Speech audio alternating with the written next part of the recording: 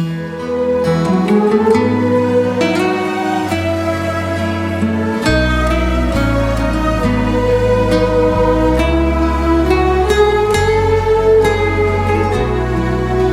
podido comprender que solo con tu poder puedo las pruebas vencer, Señor.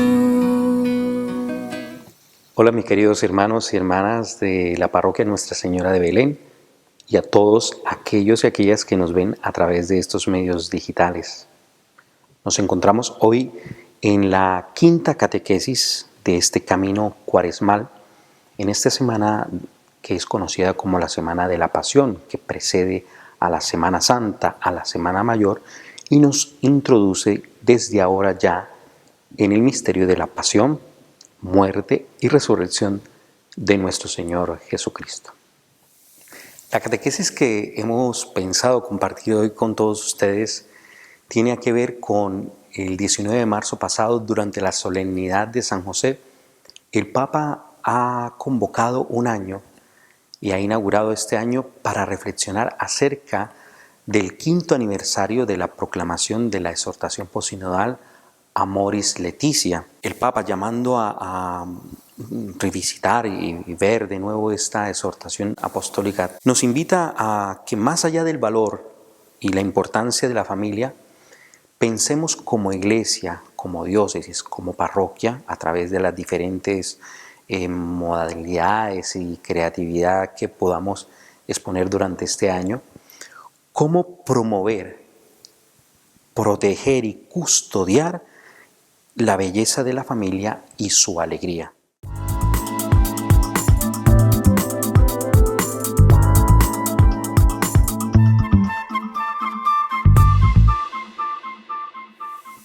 Al centro de la sociedad está la familia.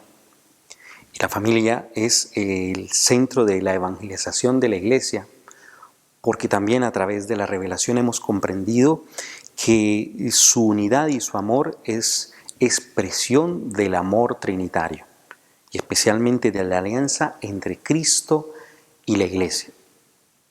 Al centro de la familia encontramos las relaciones que son de conyugalidad, de maternidad, paternidad, filialidad y fraternidad, por el cual corren al interno de esas venas de relación una savia profunda, importante, sustancial y fundamental: el lenguaje del amor, el amor. El amor no es algo abstracto, ni meramente es un sentimiento, sino que el amor es una decisión del corazón y de la inteligencia. El amor se expresa en el amor cotidiano, y eso es uno de los puntos importantes que el Papa Francisco quiere reflexionar durante este año de la familia.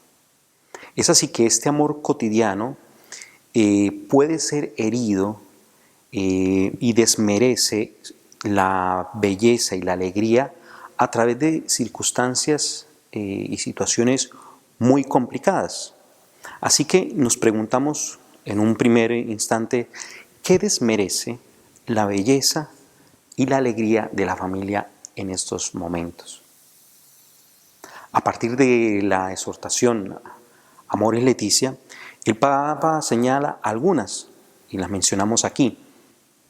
En estos momentos de pandemia, por ejemplo, las pruebas económicas golpean el interno de la familia, desde las relaciones familiares, por donde corre esa savia del amor, que se imponen penas fuertes a la familia, estrangulan, haciendo que las familias se separen, que padres tengan que ir a trabajar lejos de su familia o trabajar extensas horas que hacen que la familia no se encuentre, no dialogue, no se divierta.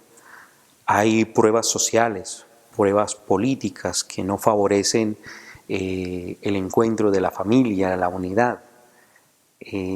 También una cultura del descarte, donde los jóvenes se ven descartados y los ancianos también descartados. Jóvenes que no encuentran trabajo tienen que separarse de la familia a buscar cualquier otra situación, creando heridas al interno propio de las relaciones familiares, ancianos descartados, en toda una cultura de la muerte y del descarte también, porque si a través de leyes de la eutanasia, por ejemplo, o sociedades que favorecen solamente el consumismo, haciendo que no haya tiempo para establecer relaciones entre ancianos e hijos y nietos, muchas veces estos ancianos vienen a ser relegados por la sociedad y dejados allí, y las familias, sus familias les descartan, no les encuentran. Una de las heridas que golpea hoy la familia es la cultura de la ideología de género, especialmente, ¿no? Donde se le quiere arrebatar la posibilidad y la naturaleza de la familia en cuanto a la capacidad de educar a sus hijos, de criarlos al interno de la experiencia del amor y de la fe y de la justicia y de otras tantas o tantos elementos de la ideología de género que erosionan el amor, la fe y la responsabilidad de la generación familiar. La dictadura de las emociones también golpean a la familia, porque pensamos que solamente vivimos por emociones y cuando ya no las sentimos terminamos abandonando irresponsablemente nuestras relaciones y nuestras responsabilidades. El individualismo, ese deseo absoluto de solamente complacerme a mí mismo, descartando la posibilidad realmente que es el servicio, la entrega, el amor a los demás. La exaltación de lo provisional, que los compromisos no son para toda la vida. Miedo al futuro.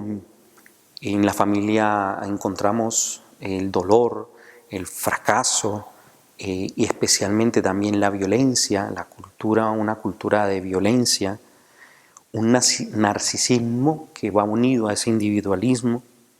Otras cosas que hieren a la familia, a esas relaciones que mencionábamos y a la savia, a aquello que fundamenta esos vínculos que es el amor, el uso desequilibrado del internet, el consumo de la pornografía, el miedo al fracaso de ver a otros, pensar que el matrimonio es un mero romanticismo o unas meras deseos de la carne, la prostitución, la incapacidad de dialogar con paciencia, una mentalidad antinatalista o consumista en el cual los hijos son vistos como una cosa que se adquiere, mas no como un don, y al final de cuentas una sociedad que no desea hijos, que sea solamente placer. El debilitamiento de la fe y de la práctica religiosa, la posibilidad y la capacidad de orar y transmitir la fe en la familia, la soledad, la falta de vivienda digna, de trabajo, políticas que ayuden y protejan el trabajo y la familia, la inmigración, padres que tienen que separarse de sus hijos e hijos que crecen solos, crecen a veces con una amargura en el corazón por esto. Hay una crisis de emergencia educativa también dada por esta pandemia y la falta y una crisis en la emergencia del encuentro. Y las adicciones que también golpean la familia. Los invito a que reflexionemos estos puntos como un examen de conciencia personal y familiar y nos preguntemos cómo esto toca a nuestra familia, cómo hiere también la vida parroquial, nuestra vida diocesana. ¿Cómo responder a estos retos, a estas exigencias que la cultura actual nos inflige o prospera o cultivamos nosotros? ¿Cómo proteger la belleza del don recibido, la alegría recibida de la familia? Se pregunta el Papa Francisco y nos invita a reflexionar durante este año.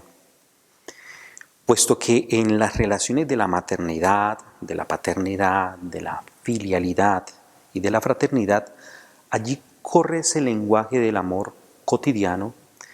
Es así que proponemos un libro de un autor bastante reconocido, Gary Chapman, Los 5 lenguajes del amor, unido también al himno de 1 de Corintios 13, 4, 7. Así que los invitamos primeramente a escuchar este himno de San Pablo. El amor es paciente, es servicial. El amor no tiene envidia, no hace alarde, no es arrogante, no obra con dureza, no busca su propio interés, no se irrita, no lleva cuentas del mal, no se alegra de la injusticia, sino que goza con la verdad. Todo lo disculpa, todo lo cree, todo lo espera, todo lo soporta. Para Gary Chapman, el amor es un lenguaje como el que tú y yo hemos aprendido para comunicarnos. A veces en la dificultad de un viaje nos encontramos con un idioma el cual no conocemos y no nos podemos hacer entender y no podemos entender lo que la gente quiere. Y así mismo nos ofrece esta idea Gary Chapman. Nosotros hemos crecido al interno de unas relaciones familiares con unos códigos, con unos lenguajes en los cuales aprendimos a amar y ser amados.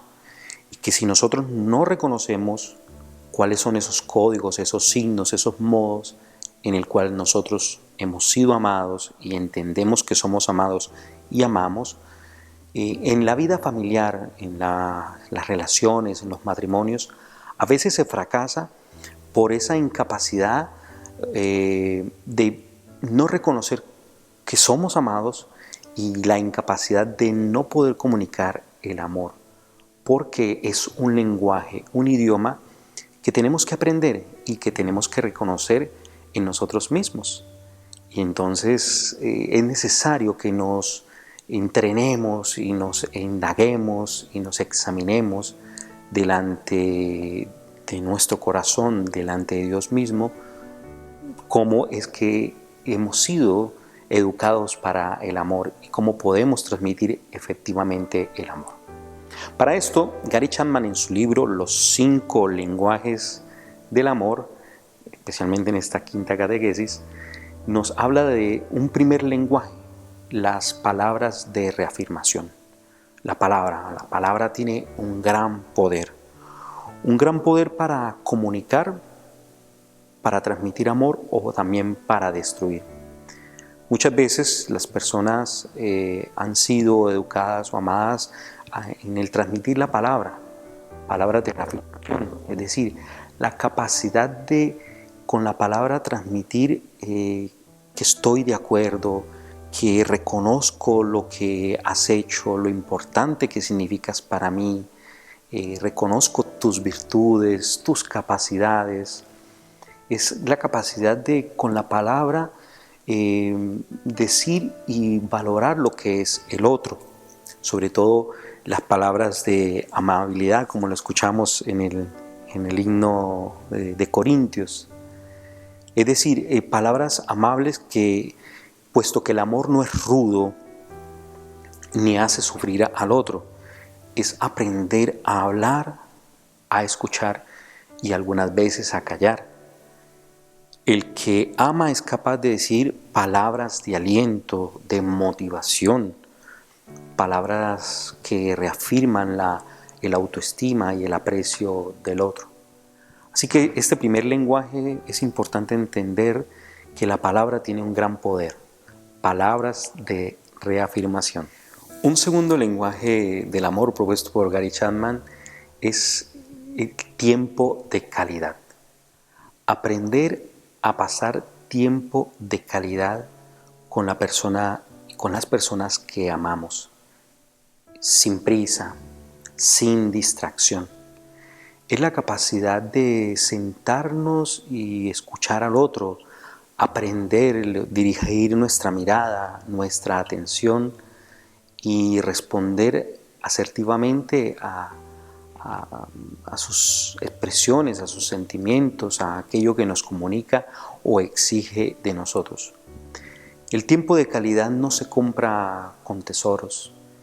El tiempo en la familia es importante, el tiempo que se comparten entre esposo y esposa, la capacidad de sacar tiempo para el diálogo profundo con sus hijos, con los abuelos, con sus hijos.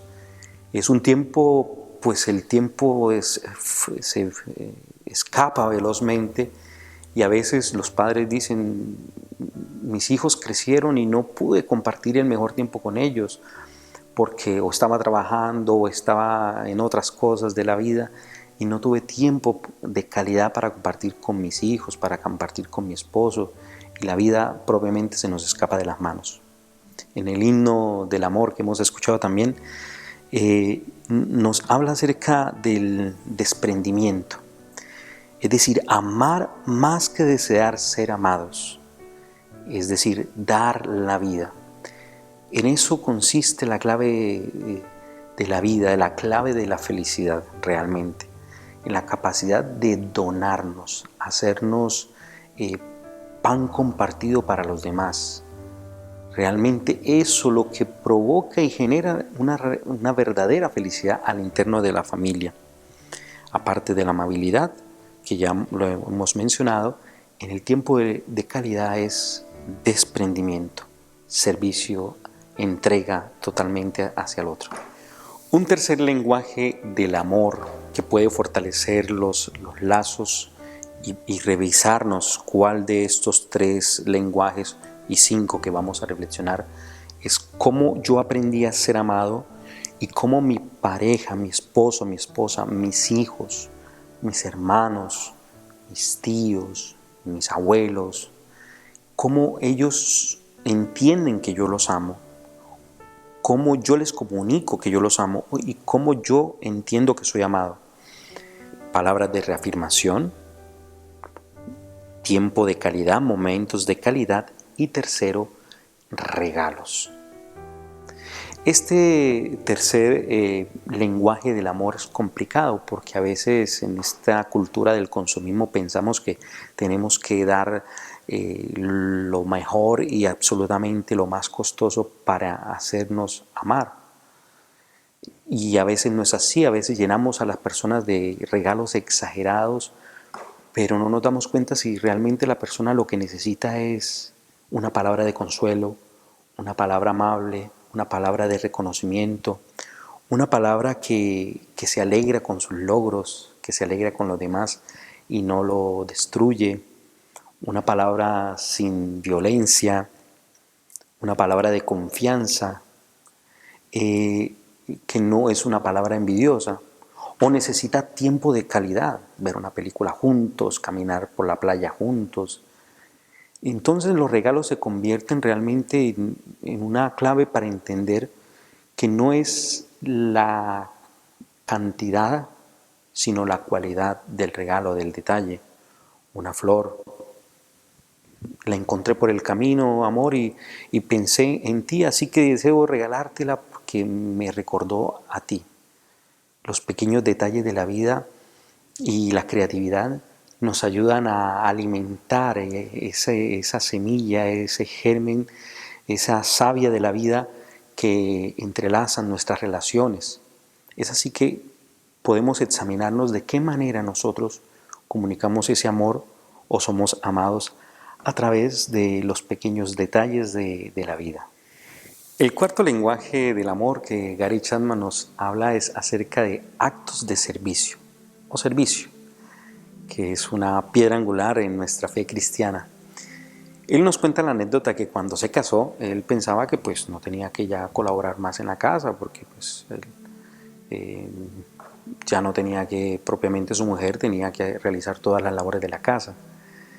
Y él a los 2 años de estar casado prácticamente estaba con una frustración enorme, pensaba que se había casado con la peor mujer de la vida, había hecho su peor decisión, y después de este proceso de madurez y este camino espiritual y psicológico, entender que el amor no es solamente un sentimiento, sino una decisión. Yo deseo amar a esta persona, no idealizando el amor perfecto ni exigiendo del otro un amor perfecto, sino amándola tal y cual es esa persona, tal y como son mis padres, tal y como son mis hijos, sin ceder al libertinaje o al relajamiento de una exigencia de vida, pero entendiendo la fragilidad humana, entendiendo la realidad por la cual todos somos tocados, también por la realidad del pecado,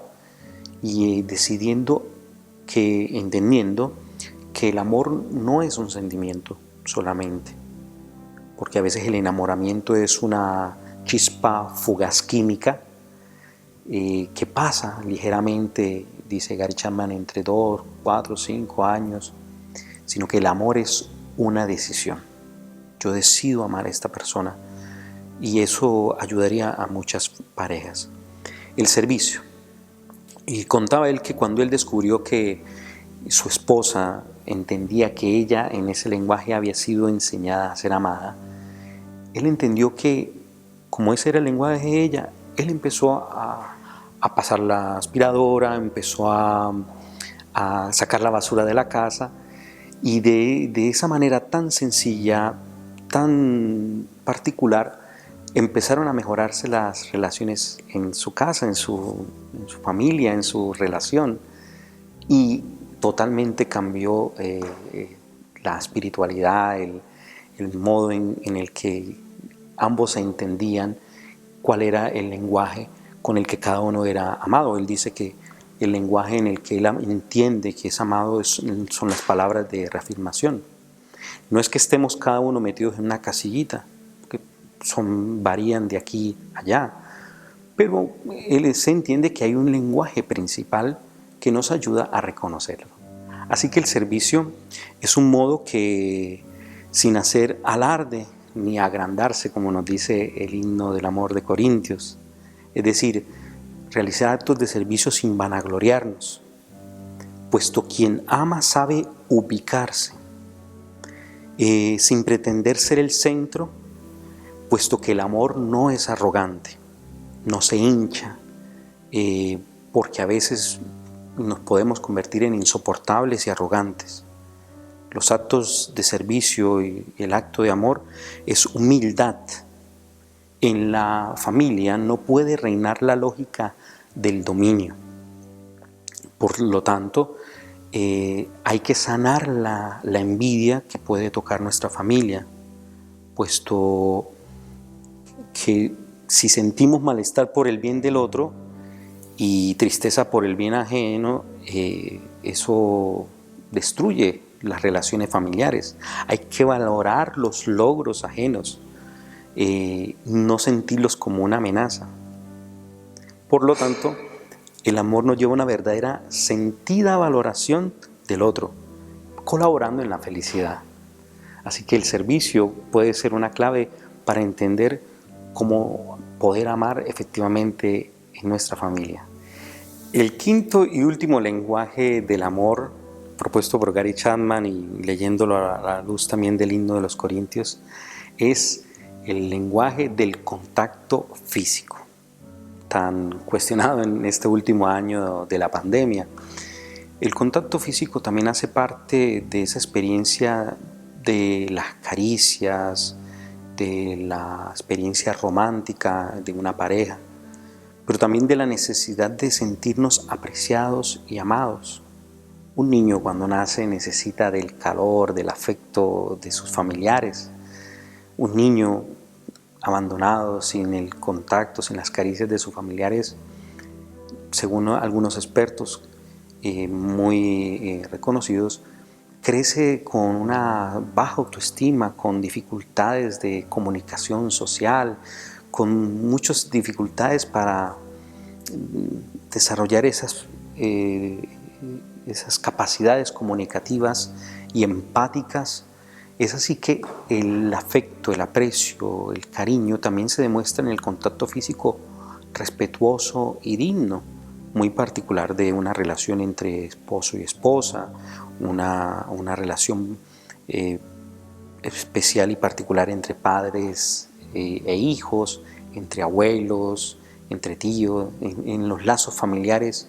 Hay unos cánones culturales y sociales que nos dicen, pero también a veces nos aislamos y dejamos de comunicar este afecto. A veces necesitamos un abrazo, un golpe a veces en la espalda con afecto y cariño, el estrechón de mano, que nos comunican también el afecto, el amor, la posibilidad de crecer juntos, de sentirnos apoyados. Es así que este quinto lenguaje del amor, del contacto físico, nos lleva también a la capacidad de soportarlo todo, nos dice el himno a los Corintios. Es sobrellevar con espíritu positivo todas las contrariedades de la vida, incluso ante cualquier desafío. Un amor que aguanta todo contracorriente, a pesar de que este mundo nos diga, no, esta persona que vive en el Espíritu de Cristo, que vive realmente en el amor como un don de Dios, que primero que todo el amor, más que una decisión, primero es un regalo y un don de Dios. Amar al otro a pesar de que haya contrariedades, a pesar de que me haya hecho mal y me haya destruido, quien lo soporta todo es amar al otro a pesar de. Porque en el último rincón de esa reflexión yo encuentro la imagen de Dios y me encuentro allí mismo, ¿no? Amar a Dios con todo el alma, con todo el corazón, con toda la mente, y al prójimo como a mí mismo. En el otro, a pesar de que me haya hecho demasiado mal, me encuentro a mí mismo y encuentro a Dios. Los 5 lenguajes del amor: palabras de reafirmación, momentos de calidad, regalos, actos de servicio y contacto físico. Es así que los invito a que, si podemos, leer este libro, que es muy corto y muy nutritivo para nuestras relaciones familiares. Los invito a que durante este año, aparte de poder reflexionar y crear espacios de diálogo para esta exhortación posinodal Amor y Leticia en la parroquia o en la familia, podamos también leer este libro de los 5 lenguajes del amor, que tiene vínculo con otros 2 libros de su autoría, hecho uno de ellos con un sacerdote. Los 5 lenguajes de la disculpa o del perdón, que están muy vinculados a estos 5 lenguajes del amor. Y se los menciono velozmente. En los 5 lenguajes de la disculpa está expresar arrepentimiento. Es decir, la capacidad de decir lo siento, no debería haberlo hecho. Me duele muchísimo esa capacidad de manifestar con mis palabras mi dolor de haber ofendido o de haber transgredido esas relaciones familiares, esas relaciones y esos vínculos entre padres e hijos, esposos, abuelos. El segundo lenguaje de disculpa es asumir la responsabilidad, es decir, aceptar que me equivoqué. No, que la culpa fue de fulanito, no. Aceptar que me equivoqué. La culpa no es tuya, es mía. Acepto mi responsabilidad. En un tercer lenguaje es la capacidad de restituir el daño causado. A esto se responde a la pregunta, ¿qué puedo hacer para arreglarlo? ¿Qué puedo hacer para arreglar esta situación, este error que cometí y que lo siento mucho? Un cuarto lenguaje es el propósito de cambio o el propósito de enmienda. Es con honestidad, con sinceridad, de mostrar mi intención de no volver a hacerlo, comunicarlo. Mira, intentaré de no volver a cometer ese error. también en el grado de la ofensa que hayamos cometido. Esa es la capacidad de comunicar eso. Y por último, pedir perdón. Tener la capacidad de poder expresar con mis palabras, ¿me perdonas? Quiero decirte que lo siento mucho y quisiera pedirte perdón. ¿Me podrías perdonar? Es así que entre los 5 lenguajes del amor podemos ser propositivos, y a través de los 5 lenguajes de la disculpa y del perdón podemos recomponer en las normales situaciones de la vida que nos toca a nosotros, porque en cualquier momento o somos ofendidos o ofendemos. Cometemos errores y dañamos a otros, y a veces otros cometen errores y nos dañan. Así que tenemos que ser sencillos, humildes, capaces de entender las fragilidades humanas y no ser ásperos y jueces absolutos de no equilibrar las cargas a veces de los errores de otras personas, porque a veces los metemos sobre la misma línea, una pequeña ofensa como una grandísima ofensa, y no separamos las distancias y las cargas de las ofensas. Es así que estos 2 grupos de lenguaje nos llevan a un último bloque de lenguaje, y es los 5 lenguajes del amor de Dios. Y es así, hermano y hermana, que hemos llegado al final de esta 5ª catequesis de nuestro camino cuaresmal. Los esperamos la próxima semana, el próximo miércoles, y que Dios los bendiga en el nombre del Padre, del Hijo y del Espíritu Santo. Amén.